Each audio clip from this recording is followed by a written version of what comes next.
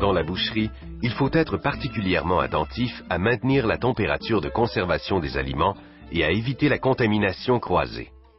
Avant d'entreprendre toute préparation, vous devez vous laver les mains. Rappelons les principales étapes d'un lavage des mains efficace. Sortir le papier du distributeur, se mouiller les mains, les savonner, les frotter, nettoyer les ongles, rincer et essuyer avec du papier jetable. Au besoin, prenez soin de fermer le robinet avec le papier avant de le jeter.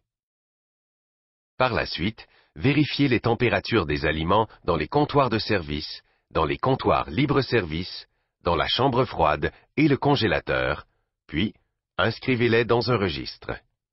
La température des aliments réfrigérés doit se situer entre 0 et 4 degrés Celsius. Celle des aliments congelés doit être de moins 18 degrés Celsius ou moins, et celle des aliments maintenus au réchaud de 60 degrés Celsius ou plus. Avisez le responsable s'il y a non-conformité. Évitez de surcharger les comptoirs de produits réfrigérés ou congelés afin de favoriser une bonne circulation d'air et de maintenir ainsi les produits à une température adéquate. Lorsque vous préparez de la viande hachée, le hachoir doit être propre. Ne hachez pas la viande en trop grande quantité, car le hachage répartit les micro-organismes se trouvant en surface de l'aliment. De plus, à cause de la possible présence de la bactérie E. coli, communément appelée maladie du hamburger, il est de votre responsabilité de respecter les règles de base en matière d'hygiène et de salubrité. La viande hachée a une courte durée de conservation. Calculez plutôt la production en fonction de la vente ou préparez au fur et à mesure. Préparez les aliments rapidement pour qu'ils ne se retrouvent pas à une température se situant dans la zone de danger, soit entre 4 degrés Celsius et 60 degrés Celsius. Aussitôt que vous avez apprêté une viande, placez-la au réfrigérateur ou dans le comptoir de service.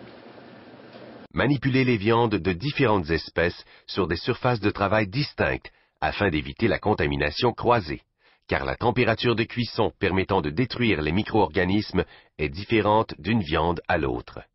Donc, si vous êtes en train de manipuler du poulet cru et que vous devez préparer du bœuf, rangez le poulet au froid, lavez-vous correctement les mains et remplacez ou nettoyez et assainissez la planche, les couteaux et le gant de maille. Vous éviterez ainsi de contaminer le bœuf.